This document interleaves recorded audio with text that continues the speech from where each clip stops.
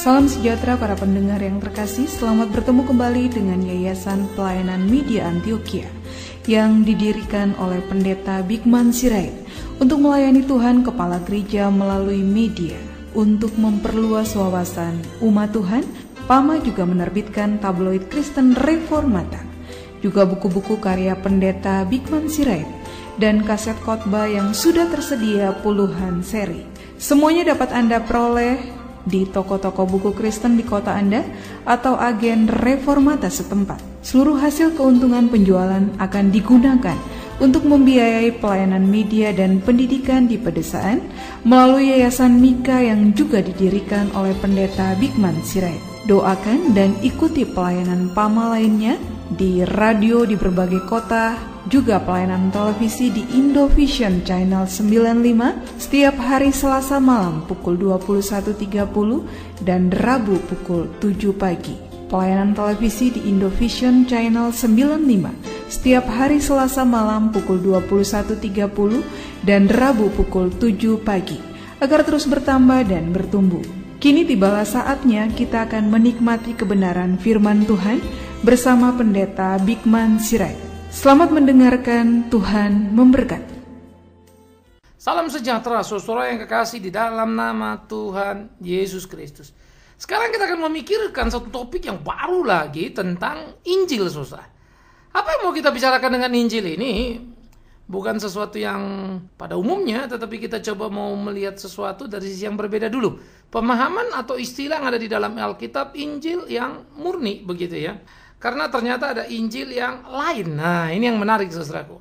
Nah, kenapa saya merasa penting untuk membicarakan ini? Supaya umat juga menyadari betapa seringkali umat ternyata juga tidak mampu membedakan mana Injil yang murni dan mana Injil yang tidak lagi murni. Nah, ini menjadi penting, kenapa? Karena sudah terlalu banyak orang-orang Kristen terjebak di dalam situasi-situasi yang salah, lalu kemudian menempatkan diri akhirnya secara salah dan menganggap semua Injil itu sama. Ya, Alkitabnya sama kok, itu istilahnya ya. Nah, dia lupa dari satu Alkitab yang sama. Sekarang ini saja ada berbagai kekristenan, termasuk sekte atau bidat-bidat di dalam kekristenan dari Alkitab yang sama. Kenapa? Karena menafsirkannya berbeda. Ya. Jadi saya pikir orang Kristen tidak boleh lagi naif lalu terjebak di sana. Karena itu Injil harus selalu betul-betul dilihat kemurniannya dan dipahami dengan baik-baik. Kasus yang terjadi di dalam pelayanan Rasul Paulus kita bisa baca di dalam Galatia pasal yang pertama. Galatia 1 ayat 6 sampai 10. Galatia 1 ayat 6 sampai 10, demikian firman Tuhan. Aku heran bahwa kamu begitu lekas berbalik daripada Dia yang oleh kasih karunia Kristus telah memanggil kamu dan mengikuti suatu Injil lain yang sebenarnya bukan Injil. Hanya ada orang yang mengacaukan kamu dan yang bermaksud untuk memutarbalikkan Injil Kristus. Tetapi sekalipun kami atau seseorang malaikat dari sorga yang memberitakan pada kamu satu Injil yang berbeda dengan Injil yang telah kami beritakan kepadamu, terkutuklah dia. Seperti yang telah kami katakan dahulu, sekarang kukatakan lagi, jikalau ada orang yang memberitakan kepadamu satu Injil yang berbeda dengan apa yang telah kamu terima, terkutuklah dia. Jadi, bagaimanakah sekarang? Adakah ku cari kesukaan manusia atau kesukaan Allah?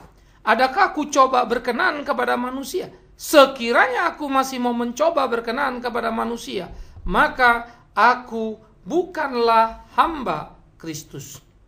Lalu ayat 11 untuk tambahan bagi kita. Sebab aku menegaskan kepada saudara-saudaraku bahwa Injil yang kuberitakan itu bukanlah Injil manusia. Saudara, menarik ketika membaca ungkapan Paulus terhadap jemaat di Galatia. Jemaat di Galatia sudah pernah mendengarkan Injil Kristus, atau yang kita bilang tadi Injil yang murni. Pada bagian lain Alkitab disebut Injil yang murni.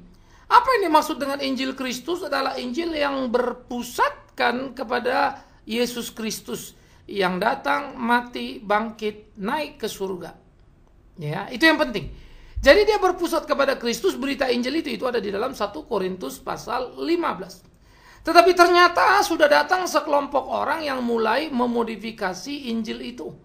Sehingga mereka memberitakan Injil yang bukan Injil Kristus. Apa yang terjadi, saudara? Nah, ini persoalannya. Ya. Nah, Paulus memberitakan Injil yang pertama, Injil Kristus adalah Injil yang mengajarkan bagaimana keselamatan itu ada di dalam Yesus Kristus, hanya oleh Yesus Kristus. Itu saja. Sehingga prinsip keselamatan yang hanya oleh di dalam Yesus Kristus itu menjadi satu-satunya yang penting di dalam Injil. Tidak ada keselamatan di luar Tuhan Yesus. Keselamatan hanya ada di dalam Tuhan Yesus. Jadi, keselamatan adalah sebuah anugerah yang sangat penting bagi tiap orang percaya, yang perlu dipegang tiap orang percaya. Keselamatan karena iman kepada Kristus. Nah, itu yang diajarkan oleh Injil. Injil Kristus. Nah, Injil Kristus yang menjadi penting di dalam pusat beriman mengajarkan kepada kita bagaimana mengikut Tuhan dengan segala konsekuensi yang muncul. Nah, ini bagian berikut nanti kita akan membicarakan bagaimana seringkali konsekuensi mengikut Kristus itu diabaikan, dibuang lalu diganti lagi dengan berbagai modifikasi pada masa kini. Ya. Tapi di waktu lampau yang dihadapi oleh Paulus di Galatia adalah Injil itu mulai dikutak-atik. Ada apa? Ternyata saudara, di sini ada Injil plus Taurat. Wah, ini lagi. Injil plus Taurat. Artinya Injil plus Taurat itu apa? Nah, ada orang mengutak-atik Injil itu yang sudah diberitakan oleh Paulus itu, lalu mereka merasa Paulus ini sepertinya melecehkan hukum Taurat. Karena pada zaman Paulus memang banyak sekali orang salah mengerti tentang apa yang dikatakan Paulus. Seakan-akan Paulus meniadakan atau membuang hukum Taurat itu. Padahal Yesus sendiri mengatakan, aku bukan meniadakan Taurat tapi mengenapi. Dan Paulus pun tidak pernah begitu. Tapi Paulus mau menghantam orang-orang yang ngotot dengan ketauratannya lalu mengabaikan Injil. Itu yang ditegur oleh Paulus dan berdebat dengan mereka. Dan bagaimana Paulus mau menunjukkan bahwa justru kalau orang mengerti Taurat harusnya dia bisa menerima Injil. Karena Taurat mengajarkan prinsip-prinsip cinta kasih yang betul di dalamnya. Yang harusnya ditemukan dalam keutuhan Injil itu. Sehingga Injil adalah puncak Taurat, Injil adalah penggenapan Taurat. Ya. Jadi bukan Taurat ditiadakan. Sekarang juga orang banyak sudah begitu ya, tidak mau tahu lagi perjanjian lama, nggak mau tahu lagi Taurat itu zaman dulu dan seterusnya. Ternyata salah mengerti juga. Yang sekarang ini juga numpuk yang begituan. Ya, sehingga apakah bisa Tuhan memberikan satu hukum yang datang dari Tuhan juga lalu kemudian hukum itu ternyata salah dan tidak berlaku? Itu yang aneh. Tetapi secara sederhana saya ingin mengatakan dulu di sini hukum Taurat dikatakan Paulus adalah hukum dosa. Artinya hukum itu membuat kita sadar bahwa kita berdosa. Karena hukum Taurat berkata jangan mencuri. Tapi kemudian ketika seorang mencuri, dia jadi berdosa. Karena apa? Melanggar hukum Taurat. Kan begitu. Sementara hukum kasih karunia beda. Saudara kalau dalam hukum Taurat itu mesti berjuang sendiri untuk menghadapi dan bagaimana taat. Ternyata mau nabi pun gak ada yang bisa memenuhi sepenuhnya hukum Taurat punya tuntutan. Jadi ada yang fail. Jadi siapa yang bisa selamat karena hukum Taurat? Ya nggak ada lah, nggak ada yang bisa memenuhi soalnya. Nah baru Injil, di mana kasih karunia dinyatakan, sehingga bisa menolong orang. Jadi hukum Taurat menolong kita, betapa kita ini adalah orang binasa yang dikasih agama, tapi tidak bisa memenuhi tuntutan agama. Sehingga Injil adalah keselamatan di dalam kasih karunia Tuhan karena apa? Tuntutan murka Allah sudah dipenuhi oleh Yesus Kristus di atas kayu salib.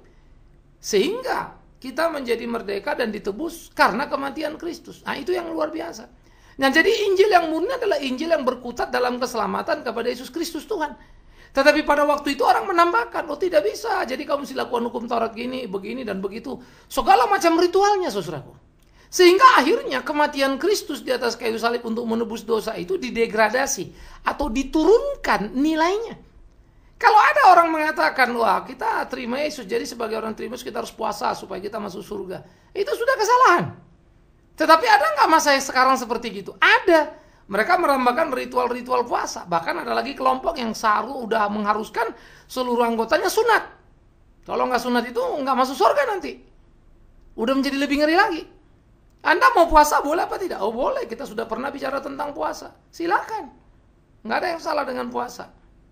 Ya. Tapi jangan mengatakan pula kalau saudara puasa, saudara lebih suci dari yang tidak. Itu yang masalah. Nggak ada yang salah dengan sunat. Silakan kalau itu sunat untuk kesehatan. Tapi kalau mengatakan itu sebagai wujud kita mengikuti Yesus, kan jadi kacau balau.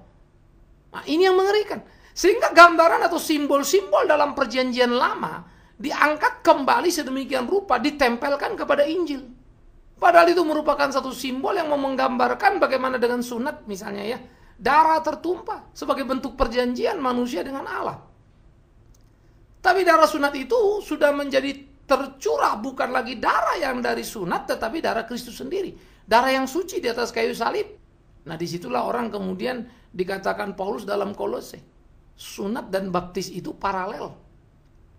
Di mana ikatan perjanjian kasih karunia sekarang dicerminkan dengan air sebagai simbolnya, bukan lagi kulit khitan yang dipotong begitu ya. Nah jadi kita bisa melihat bagaimana nilai-nilai seperti ini digenapi di dalam perjanjian baru, sehingga tuntutan-tuntutan perjanjian lama kan tidak bisa lagi bisa membenarkan kita kan. Tapi Alkitab soal hukum Taurat, jangan mencuri, jangan membunuh, jangan menginginkan segala macam, itu ya tetap berlaku. Dosa anak ditanggung anak, dosa bapak ditanggung bapak. Dalam kitab para nabi, ya tetap jalan. Tetapi ritual-ritual yang merupakan bentuk kutukan-kutukan Taurat tadi itu, ya harus begini, harus begitu, harus korbankan darah, domba mesti dipotong dan seterusnya, itu sudah tidak lagi. Jangan makan ini, jangan makan itu, karena ini menjadi simbol kenajisan, simbol dosa. Itu tidak lagi. Itunya yang tidak. Nah jadi saudara-saudara yang kekasih di dalam nama Tuhan Yesus Kristus, disinilah kita perlu memilah dan membedakan betapa seharusnya kita bisa memahami apa yang menjadi kehendak Tuhan dan kebenaran-kebenaran yang Tuhan nyatakan. Disinilah kita perlu belajar untuk mencermati kebenaran-kebenaran itu, hidup di dalamnya sesuai dengan kehendak Tuhan kita. Ini yang perlu. Nah jadi kita tidak boleh menjadi orang yang salah kemudian memodifikasi Injil tadi itu dengan Taurat tadi. Maka Injil yang murni adalah Injil pada Kristus. Keselamatan hanya oleh karena Tuhan Yesus. Nggak ada embel-embel. Plus puasa, plus sunat, plus ini, plus itu. Ya, termasuk plus bahasa roh. Jangan ditambah-tambahkan. Plus harus baptis begini dan begitu. Nggak ada itu. Keselamatan hanya di dalam Yesus Kristus Tuhan. Bahasa roh adalah karunia untuk melengkapi orang percaya. Jadi kita harus hati-hati dulu. Supaya dia bertumbuh dalam iman percayanya. Dari ketidakberimanan menjadi beriman. Ya. Nah itu menjadi batu lompatan buat dia. Mau puasa atau mau baptis, ya tidak ada satupun itu yang menyelamatkan. Yang menyelamatkan satu-satunya adalah darah Yesus Kristus. Itu sebab ada orang yang mati di atas kayu salib, ya di samping Yesus itu dia tidak dibaptis, tidak pula berbahasa roh, gitu kan? Hidupnya pun tak jelas puasa apa enggak itu. Tapi yang jelas pada waktu dia percaya, Yesus menjamin dia, sekarang engkau di Firdaus bersama dengan aku. Jadi jangan tambah-tambahkan. Tapi jangan juga memakai itu menjadi alasan begini. Saudara sudah terima Tuhan sekarang, tapi nggak mau dibaptis, nggak mau ini, nggak mau itu misalnya ya. Ya padahal saudara punya kesempatan untuk itu. Ah itu jadi lain lagi urusannya. Jadi tidak bisa juga kita mengeneralisasi di tiap situasi kan gitu ya. Nah jadi saudaraku yang kekasih, maka mengertilah kita mana Injil yang murni. Nah orang-orang di Galatia mulai diracuni dengan pikiran-pikiran itu. Oh harus begini lagi, harus begitu lagi, harus begitu lagi. Sehingga kemudian Paulus harus kemudian berbicara kepada mereka. Kenapa ada itu? Ya. Nah, Paulus mengatakan juga di dalam pasal-pasal terakhir itu juga dia menjelaskan betapa orang-orang itu menjadi orang-orang yang sangat busuk karena hanya mau membusuk mau kerja dengan giatnya kalau pas Paulus ada. Artinya apa? Mereka coba mempengaruhi orang lain supaya tidak mau ikut Paulus, mempengaruhi orang lain supaya melawan Paulus. Itulah busuknya. Jadi mereka memberitakan Injil yang plus-plus tapi supaya menjadi pengikut mereka. Berapa banyak sekarang sebetulnya orang melayani untuk menolong orang menjadi pengikut dirinya, bukan pengikut Kristus. Berapa banyak sebetulnya kita menjadi gereja-gereja misalnya yang kemudian mau menjadikan orang jemaat daripada merek gereja, bukan jemaatnya Kristus. Merek gereja mau tidak mau itu dibutuhkan sebagai tertib organisasi dalam dunia ini, bukan? Tapi kan bukan itu tujuan kita untuk memberitakan Injil. Karena memberitakan Injil tujuannya adalah untuk Kristusnya, bukan kerajaan organisasi kita. Sehingga di dalam bagian seperti ini mestinya tiap hamba-hamba Tuhan itu atau tiap gereja itu legowo ketika orang berpindah sana dan sini. Dan tidak perlu marah kalau ditinggal. Tapi tidak perlu merasa hebat ketika orang datang. Ini kan cuma soal di mana seseorang bisa bertumbuh dengan tertib dalam sebuah wadah organisasi, tetapi dia bisa mendapatkan ajas kebenaran. Kan itu yang mestinya jadi penting. Nah, tetapi kemudian kita juga kehilangan semangat Injil yang murni karena gereja misalnya akhirnya pertikaiannya adalah pertikaian administratifnya. Bukan lagi tujuan esensi daripada gereja itu sendiri. Kalau sudah gitu kan berarti namanya gereja apa? Semangat gereja yang sudah tidak lagi murni kan gitu. Nah, kita kembali kepada Injil yang murni, jadi tidak ada penambahan embel-embel apapun untuk melengkapi keselamatan yang dikerjakan oleh Yesus Kristus Tuhan. Keselamatan itu hanya ada oleh pengorbanan Yesus Kristus itu. Ya. Jadi tidak ada itu. Tidak ada kemudian juga hal yang berikutnya adalah tidak juga ada hal-hal yang dilakukan yang kemudian kelihatannya tampak lebih rohani begitu ya. Hari ini, hari itu tidak boleh gini, tidak boleh begitu dan seterusnya. Sehingga tampaknya kayaknya rohani setengah mati. Kalau nyanyi harus begini, kalau ini begini. Semua ritual diatur, saudara. Kalau berdoa begini, tampak lebih rohani jadinya. Sehingga akhirnya kita berdoa bukan lagi sikap hati, tapi cara berdoa. Orang lipat tangan sama angkat tangan. Oh, lebih diterima Tuhan yang model ini. Nyanyi tepuk tangan, gak tepuk tangan. Oh, lebih diterima yang model begini. Jadi modelnya, ritualnya, bukan lagi esensinya. Nyanyi saudara mau tepuk tangan atau tidak. Doa mau angkat tangan atau lipat. Hati saudara kan yang disorot Tuhan toh. Bukan sikap tubuh itu saja. Sikap hatinya yang justru jadi penting. Nah, oleh karena itu, saudara-saudara yang dikasihi oleh Tuhan Yesus Kristus, jangan sampai kita di zaman sekarang, ribuan tahun sesudah Paulus mengingatkan orang di Galatia, ternyata kita juga terjebak di tempat yang sama. Kita terputar-putar, kita menjadi kacau balau di tempat yang sama. Di pergumulan gereja atau di pergumulan para rasul di waktu yang lampau. Kan ironis kalau ini yang terjadi. Betapa hidup kita menjadi hidup yang tidak bernilai, kan begitu. Betapa hidup kita itu menjadi hidup yang menyedihkan, saudaraku. Nah, oleh karena itulah saudara yang kekasih di dalam nama Tuhan Yesus Kristus. Pergumulan-pergumulan yang serius dalam keberimanan kita. Di dalam hidup mengikut Tuhan kita. Harus kepada Injil yang murni. Maka pertama tadi ingat, kita tidak boleh diutak-atik dengan Injil yang dikombinasi orang dengan Taurat tadi. Injil yang di dalam nilai-nilai keselamatan. Atau Injil yang kemudian dikombinasi dengan ritual-ritual. Hanya untuk meningkatkan seakan-akan nilai Injil yang luar biasa. Atau yang ketiga, Injil yang tampaknya menjadi sangat rohani. Padahal sesungguhnya tidak. Nah, itu sebab Paulus berkata bahwa apa yang kami beritakan di luar Injil yang kami beritakan itu sesat, terkutuk.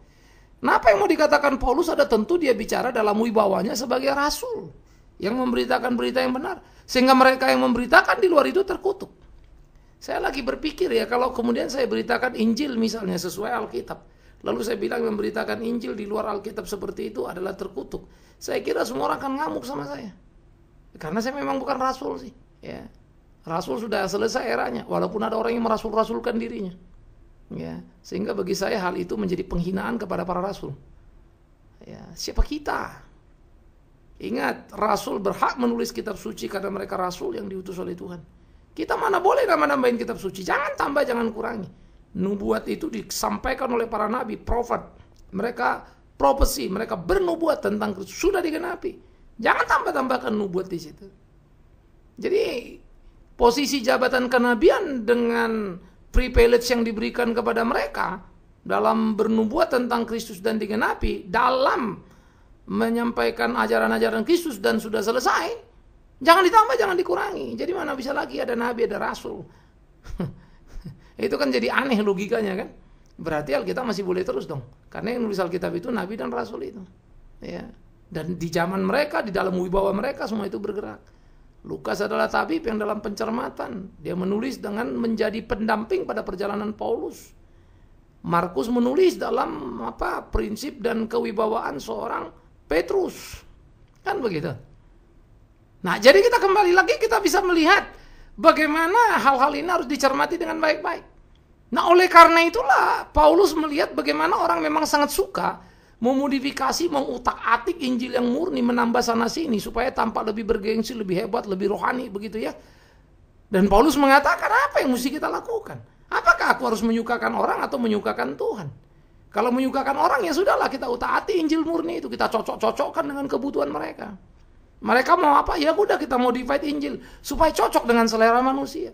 Kalau menyukakan manusia. Tapi Paulus mau menyukakan Allah. Dan dia tidak pernah memberitakan Injil yang datang dari ajaran manusia. Karena itu dia tidak peduli kaum mau suka apa tidak suka.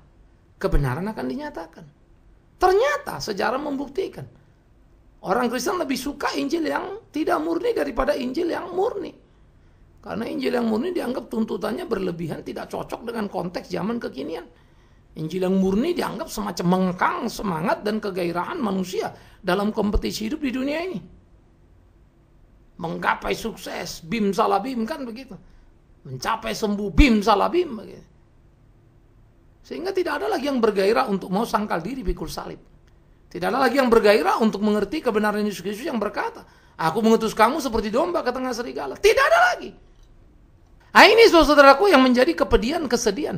Sehingga semangat Injil itu sudah tidak lagi terlihat. Semangat para rasul yang rela menderita untuk Yesus itu sudah tidak lagi tampak.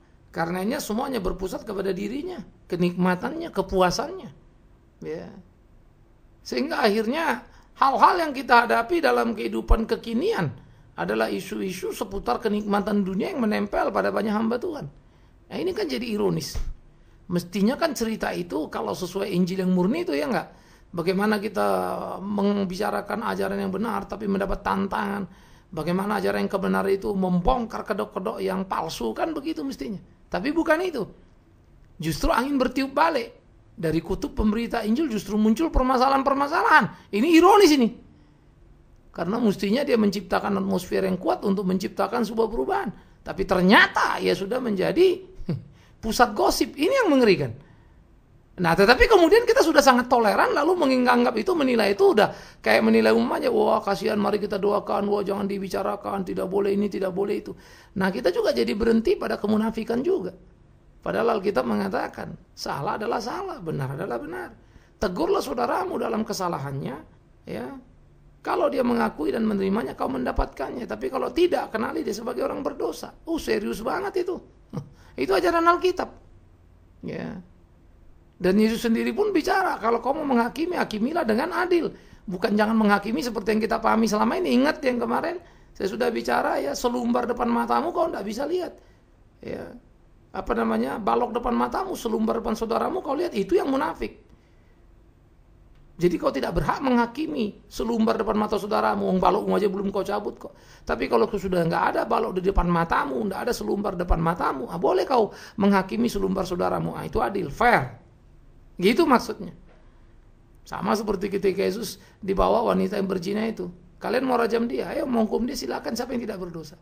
Karena mereka pendosa semua. Pertama saja mereka membawa perempuan itu dalam kondisi sebagai orang berzina. Mana laki-lakinya? Di situ saja sudah dosa semua kan. Dan mereka kelihatannya sadar betul apa yang mereka lakukan itu sepihak, lalu membubarkan diri. Nah, jadi kembali lagi saudaraku, memahami Injil yang murni itu harus memahami Injil yang seutuhnya. Jadi bukan suka-suka kita, mau-mau kita. Sehingga pemberita Injil harus menjadi pusat di mana bau harum itu memancar, bukan sebaliknya. Tetapi kalau kita hanya mau menyukakan manusia, maka pemberita Injil menjadi pusat dari mana busuk itu bertiup. Nah, ini memang jadi repot. Kalau mau menyukakan Allah, pasti dari mana harum itu bertiup. Nah, tinggal pertanyaan balik lagi. Pada waktu saudara percaya pada Injil, saudara mau menyukakan Allah atau manusia? Kalau saudara mau menyukakan Allah, aminkanlah seluruh kitab Injil dan lakukan perintah Tuhan. Tapi kalau Anda mau menyukakan hati manusia, maka penuhilah keinginan tiap manusia. Cari apa yang menyenangkan buatmu. Mana Injil yang cocok buat seleramu. Itu yang kau ambil. Yang lain jangan. Tetapi saya akan memilih bagaimana menyenangkan Tuhan. Sekalipun kadangkala Injil itu tak mengenakkan buat batin saya. Bayangkanlah dia bilang tampar pipi kanan, kasih pipi kiri. Alamak, berat kali itu. Tapi saya harus berdoa dalam keegoisan ini supaya mampu menerima semua itu. Bagaimana bergumul dengan kesulitan yang tidak terbayangkan itu. Hidup dalam kebenaran itu. Nah, jadi saudara yang kekasih, di bagian akhir pemikiran ini marilah kita sama-sama mencermati. Jangan sampai kita terjebak pada Injil yang tidak murni, yang hanya mau coba menenangkan hati sekelompok orang atau sang pemberita. Tetapi sebetulnya mendukakan hati Tuhan. Semoga kita mencintai Injil yang menyenangkan hati Allah, sekalipun kemudian itu kurang cocok dengan selera kemanusiaan kita. Apa saja itu? Bagian berikut nanti kita akan pikirkan itu.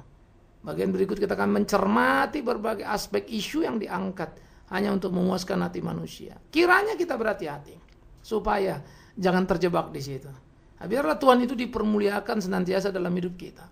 Kita boleh menjadi laskarnya yang tangguh. Selamat untuk bergumul dan menyukai Injil yang murni. Tidak terjebak ada Injil-Injil yang palsu. Tuhan memberkati saudara, Tuhan memberkati saya, Tuhan memberkati kita semua. Amin. Baik saudaraku yang kekasih, sebelum berdoa kita akan mendengarkan dulu beberapa informasi berikut. Doakan dan hadirilah kebaktian seri Gereja Reformasi Indonesia Jemaat Antioquia 7 gelar Yesus dalam penyaliban bersama Pendeta Bigman Sirait, Minggu 21, 28 Februari, 7, 14, 21, dan 28 Maret 2010. Pukul 8 bertempat di Wisma Bersama Jalan Salemba Raya nomor 24A dan B. Kemudian pukul 10 di Twin Plaza Hotel Ruang Visual Office Tower lantai 2. Dan pukul 17 bertempat di Menara Standar Charter Ruang Podium lantai 3. Puncaknya pada Jumat Agung dan Perjamuan Kudus Jumat 2 April pukul 10. Bertempat di Twin Plaza Ballroom, didukung oleh Paduan Suara Jemaat Antioquia, The Couple, dan Ibu Rukia Marpaung. Jangan lupa kebaktian seri GRI Antioquia 7 gelar Yesus dalam penyaliban bersama Pendeta Bigman Sirait. Informasi bisa didapatkan di 021 392 4229 atau di 0856 92 333 Tuhan memberkati. Mari kita berdoa. Kami bersyukur dan berterima kasih untuk apa yang kami bisa renungkan dari firman-Mu, ya Tuhan. Ajarilah kami untuk menyukai Injil yang murni itu sehingga tidak terjebak pada gairah perangkap Injil yang tak murni. Dan akhirnya kami hanya bisa menyukakan manusia dan diri, tapi kemudian kami dibenci Allah. Tapi ajarlah kami untuk menyukai dan menyukakan hati-Mu, ya Allah. Sekalipun mungkin perasaan kemanusiaan kami tak suka dengan apa yang Kau perintahkan. Kami yang harus belajar berubah.